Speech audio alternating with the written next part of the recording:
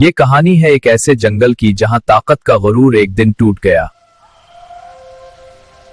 ہم سب سے طاقتور ہے، جنگل ہمارا ہے۔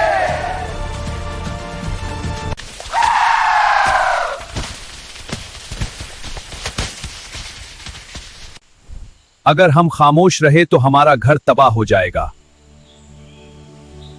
دوستو، ہم سب مل کر صلاح مشورہ کریں تو پھر ہم پرامن احتجاج بہترین ہے۔ ٹھیک ہے، سب تیار ہو جائیں۔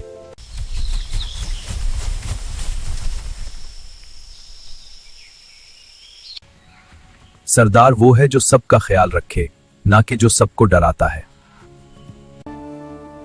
چڑیا نے سب کے لیے دانا جمع کرنے اور محفوظ گھونسلے بنانے کے طریقے بتائے۔